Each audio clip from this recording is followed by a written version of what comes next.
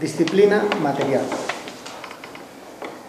La disciplina material se suele practicar en un ámbito conocido como taller, que debe tener buena aireación y ventilación, ya que se trabaja con ácidos y vapores tóxicos.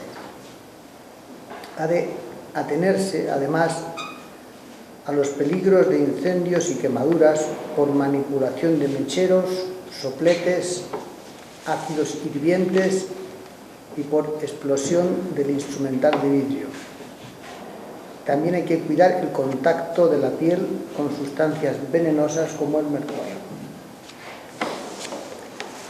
Esta es una disciplina que trabaja con un sistema mental de fuerte alegorización y asociación. El cuerpo que va sufriendo un proceso de transformación es la representación del operador. Por lo anterior, no basta realizar operaciones con materiales. Es necesario que el operador resuene con ellos en un argumento de transformación. Se trata de la dirección de un proceso en el que el operador va cumpliendo pasos de los cuales debe tener registros precisos, indicadores. A diferencia de las situaciones cotidianas en las que uno no resuena con los objetos, sino que únicamente los usa, en la disciplina es necesario que el operador resuene con las sustancias en una determinada frecuencia mental. El operador va siguiendo un proceso pautado por pasos de los que debe tener indicadores precisos, registros precisos. Cuando no se logra el indicador, tendrá que reflexionar y repetir los pasos hasta ese punto. Todo esto viene de muy antiguo. Los alquimistas trabajaban con indicadores. Por ejemplo, representaban el dragón verde comiéndose el sol. Toda una alegoría para expresar que el ácido nítrico actuaba sobre el azufre. Las producciones de los antiguos alquimistas están llenas de estos indicadores. Son indicadores, registros, decimos nosotros. Solo si se echa el ácido en el azufre, se obtendrán estos indicadores y no de otra forma. Hay muchos antecedentes en ellos y no podría ser de otro modo. No eran forma de trabajo habitual. Las prácticas alquímicas son muy variadas y distintas entre sí.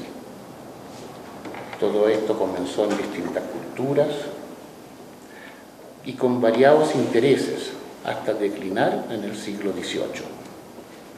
Los alquimistas de distintas épocas se basan en la idea de proceso.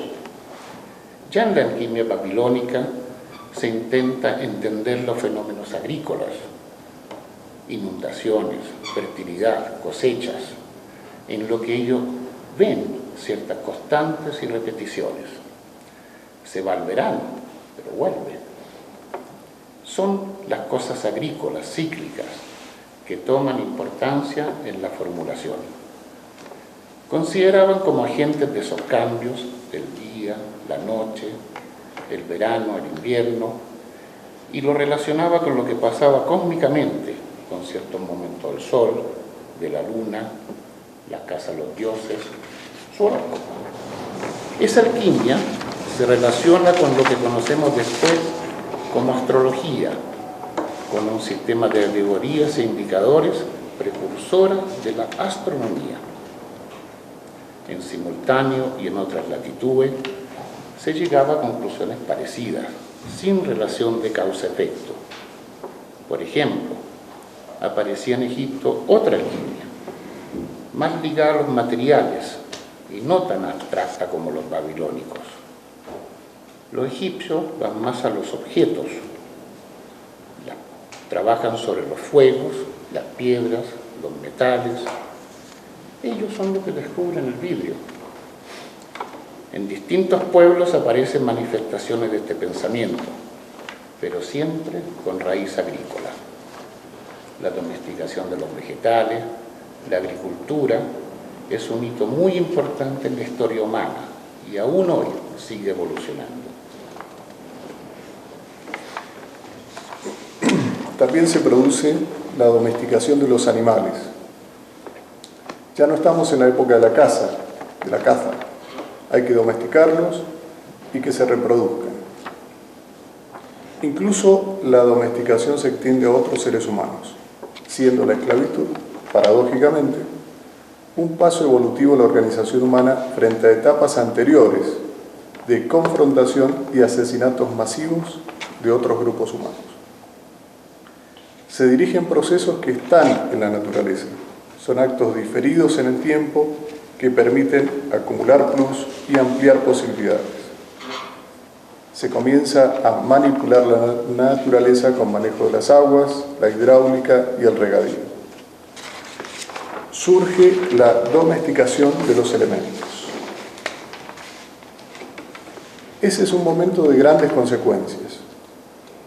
¿Cómo podemos convertir cosas vegetales, minerales, para que sean útiles a la evolución? Ahí ya estamos en presencia del pensamiento alquímico, que es siempre evolucionista, siempre tratando de llegar más lejos. Esto se da en distintas culturas, pero con variantes, y en ocasiones estos descubrimientos pasan de un pueblo a otro. La idea es domesticar la naturaleza yendo a las cosas más elementales para hacerlas evolucionar hasta llegar a cosas de mayor valor como el oro, y la base del valor del oro está en su escasez. El oro reemplaza a la sal como valor de intercambio porque es fácil de transportar. ¿Cómo podemos empezar a producir lo que no está en todos lados? Se piensa que el oro proviene de metales anteriores, metales más toscos que van madurando y evolucionando. La alquimia le da importancia a esto en su momento, pero no tiene que ver con las transformaciones internas, aunque sin duda ha habido transformaciones. Pero no es la alquimia, es el proceso histórico que ha cambiado la concepción de la naturaleza. Y se llega a la concepción alquímica y a los fuegos como elemento transformador. La época del hierro es la última etapa del trabajo de los metales.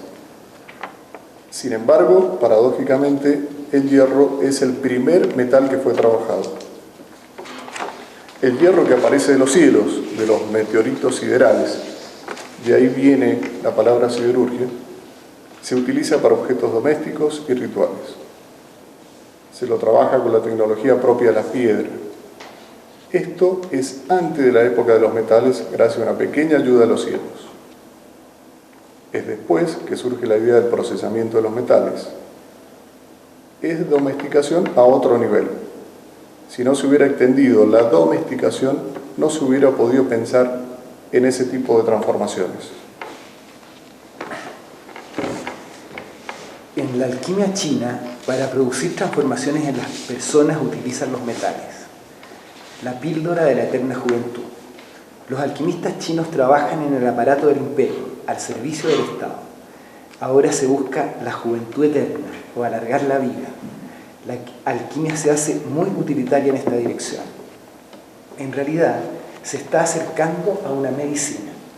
No se busca el oro, los emperadores tienen riqueza, ahora necesitan juventud e ingieren ciertos preparados para conservar la vida.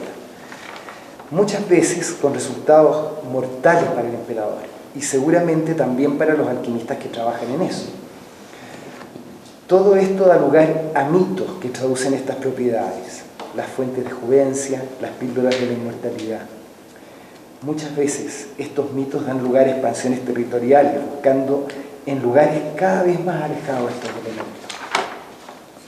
Aún hasta tiempos recientes, los galenos se refieren a ciertas enfermedades a través de alegorías de los metales. En relación a la sífilis dicen, por unos pocos momentos de Venus, muchos años de Mercurio, en referencia al tratamiento mercurial que se daba para curar esa enfermedad. Pero no está la idea de transformación del operador. El cambio del operador trabajando con las sustancias es más reciente. Se trabaja produciendo la materia prima, ese andrógeno, ese compuesto de mercurio y azufre.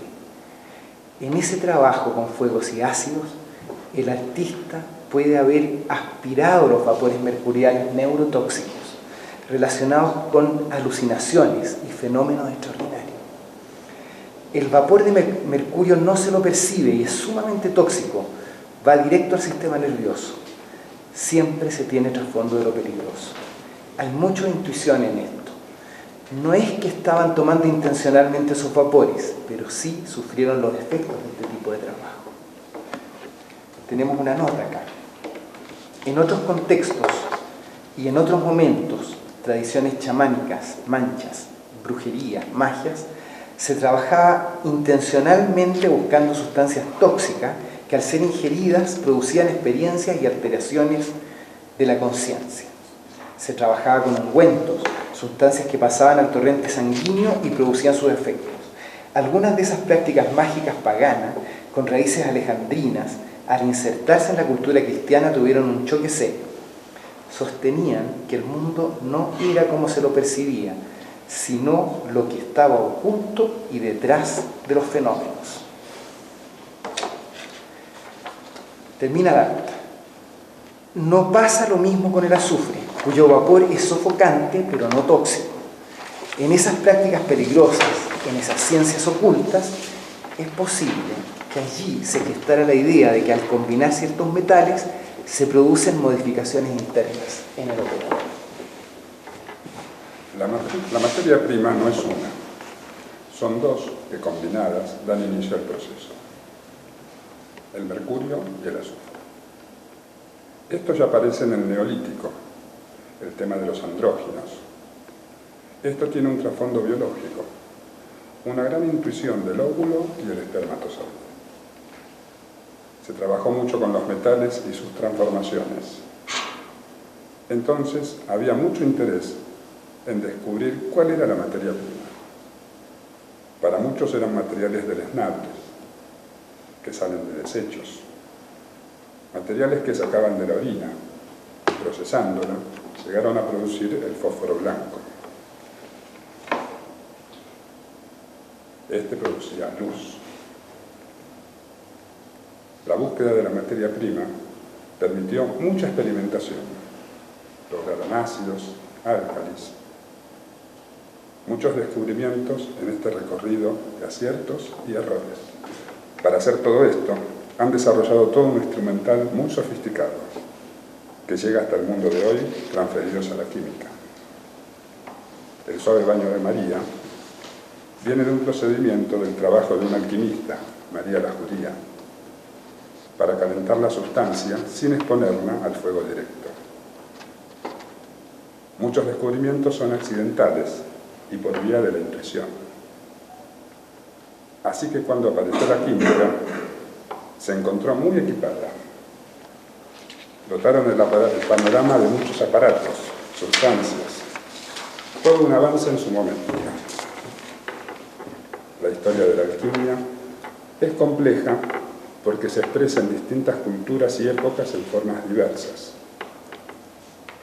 Así llegamos a la alquimia como ciencia universal, que toma el nombre de una voz árabe,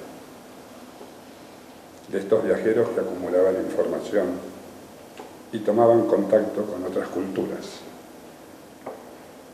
Ya en el Renacimiento se acerca mucho a la ciencia. Utilizan un arsenal de instrumental. El laboratorio del siglo XVII es muy sofisticado. Hay mucha experiencia y literatura en ese momento hasta que deriva química. Pero hasta su final fue evolucionando, perfeccionándose y desarrollándose por esa vía mental que la llevaba. La alquimia hizo muchas cosas en esta época y buscaba la transformación del operador. Después se psicologizó, quedándose en la transformación, pero abandonando las prácticas materiales. Pasos en la disciplina material. Las grandes etapas del proceso pueden resumirse como en la estructura de varios mitos universales: nacimiento y vida, muerte y oscuridad, resurrección y ascenso. La materia utilizada va sufriendo todos los cambios que proponen los pasos de la disciplina, al tiempo que el operador registra las concomitancias alegóricas del caso. La materia prima inicial, el cinabrio, un compuesto de azufre y mercurio, irá transformándose a lo largo de toda la disciplina.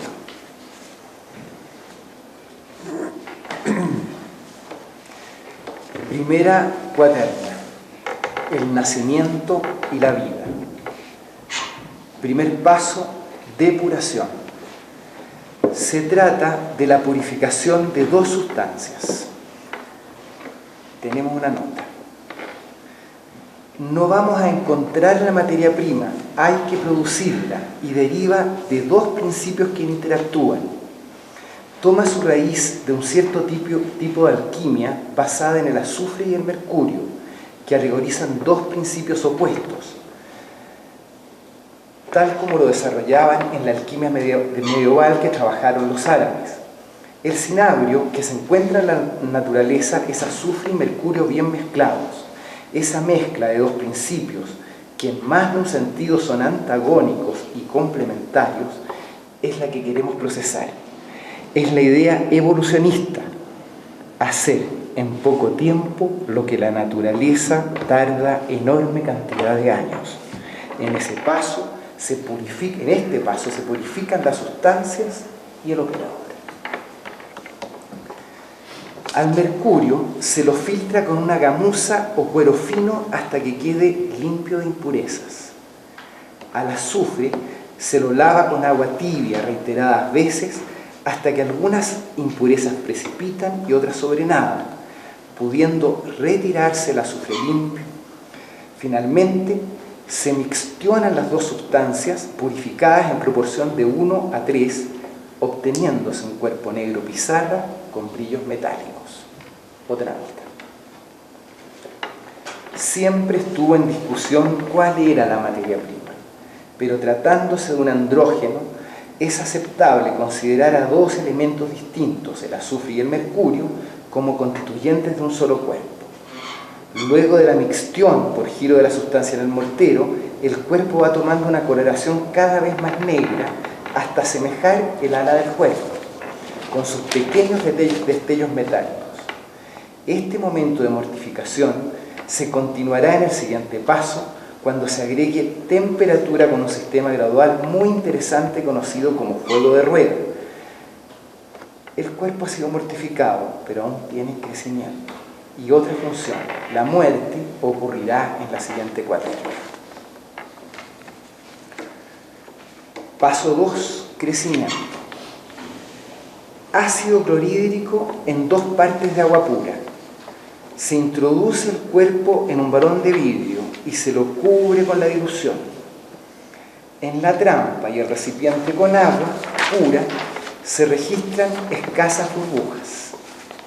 Se inicia el proceso aplicando una suave llama que va aumentando gradualmente hasta que aparece el indicador de las burbujas. El ritmo de salida de las burbujas debe ser lo más parejo posible. En todo caso, debe aumentar y no disminuir. Se incrementa la llama hasta que aparecen en el balón las trazas de colores. En ese punto se mantiene la temperatura y el paso termina cuando aparecen las agrupaciones rojas de llama. Nota. En ese paso se mortifica primeramente la sustancia con un ácido suave. Podría ser limón o vinagre, pero en nuestro caso ácido clorhídrico diluido, ácido muriático. Después aparecen colores que cambian. En este paso aparece la vistosa bandera alquímica, con sus colores rojo, blanco y negro. Más adelante aparece una pequeña mancha roja brillante que va ampliándose. Esas agrupaciones rojas brillantes son conocidas como los rubíes. El aparato, conocido como trampa, sirve para permitir la salida de gases, cosa que se puede seguir al observar el desprendimiento en el agua. Si el desprendimiento se detiene por enfriamiento del ambiente, los volúmenes de gas se contraen y provocan una succión del agua a menor temperatura, a lo que se llamó regresión, que termina haciendo explotar el balón. Paso 3. Separación. Con la aparición de las agrupaciones rojas se disminuye gradualmente el fuego hasta el enfriamiento del balón. Se procede al desprendimiento mecánico de los costrones, bajo los cuales aparece una sustancia roja que contrasta con la sustancia negra calcinada. Otra nota. En la metalurgia, las escorias son desechables. En lo desechable nosotros podemos encontrar lo esencial. Este es un principio. Para nosotros, la sal roja, que se extrae de las oscuridades de la mina. Se trata de una sustancia roja inestable. Se disuelve la sustancia negra en la dilución ácida caliente a menor temperatura que ebullición, girando siempre en la misma dirección hasta obtener un cuerpo rojo que será secado por evaporación. Esto admite reiterados lavados con agua pura hasta que no quede rostro de acidez. Nota. Los trozos del cuerpo calcinado que se adhieren al balón y que es necesario desprender con sumo cuidado, presentan, al ser fragmentados, unas estrías rojas en su interior. Por ello fueron llamados las agallas. Se procede de inmediato a la obtención de la sal roja no fija, llamada así porque no aguanta la prueba de fuego ni la prueba de ácido, y el dragón verde ácido puede digerirla. Paso 4. Repetición. Mixtión perfecta del cuerpo rojo con el mercurio purificado, 3:1. División en 3 grupos. Introducción del primer grupo en el balón y aumento gradual del fuego hasta obtener el espejado. Este aparece con más nitidez en el cuello. Se observan nuevamente las burbujas para controlar el fuego. Los indicadores deben ser cuidadosamente verificados, ya que el espejado se produce entre la temperatura de fusión del estaño y el plomo. Tenemos una nota. Este control se hace apelando a los testigos suspendidos de un collarín de bronce o latón colocado alrededor del cuello del balón. Los testigos están en posición diametral, de manera que se ven muy claramente. El testigo de estaño fundirá a los 232 grados, mientras que el del plomo a los 327 grados. Estos testigos sirvieron para medir las temperaturas, ya que el calor deseado se lograba al fundirse el estaño, pero no el plomo. Seguimos. Esta franja de temperatura se debe tratar de mantener sin que se produzca la fusión del plomo. Entonces, obtenido el espejado por mixtión y sublimación del primer grupo 1R o primera repetición, se desprende mecánicamente el material que finalmente pulverizado se mixtiona con el segundo grupo 2R y se vuelve a espejar, completando el procedimiento anterior para terminar en la mixtión con el tercer grupo. Puede producirse en este paso movimientos cenicientos blancos adentro del balón que sirven de indicadores de conclusión de esta etapa. Finalmente, por desprendimiento, pulverización y lavado, se va obteniendo un cuerpo rojo de mayor fijeza que el obtenido en el paso 3. La mayor fijeza de ese cuerpo se constata por la prueba de fuego, al colocar una pizca del cuerpo sobre una plancha de vidrio que se flamea en repetidas oportunidades sin que se observe alteración en su coloración. También se prueba la fijeza de ese cuerpo aplicándole los 3 ácidos, clorhídrico, sulfúrico y nítrico. En caso de reaccionar con algún ácido, indicará errores previos en el proceso. De no haber reacción, se continúa. El cuerpo rojo fijo obtenido tiene la coloración de la semilla de la granada madura. Nota. El cuerpo rojo obtenido al final de este paso es conocido como sal roja fija o granada, por su coloración. Las granadas aparecen en el mito de Perséfone. Fue raptada y llevada al Hades en el mundo de las profundidades. Cuando Perséfone fue a salir del mundo de Hades, éste le dio de comer un misterioso grano de granada para que regresara pronto a sus tenebrosos dominios. La granada madura, más intensa en su coloración que en el cuerpo rojo no fijo del paso 3. Otra nota. Este es el procedimiento llamado revis, la reiteración de la cosa, o 3R, 3 veces reiterado. El indicador de este paso es un espejado del vidrio que devuelve la imagen del operador. Por ello se lo llamó también el espejo. Y ahí termina la primera parte.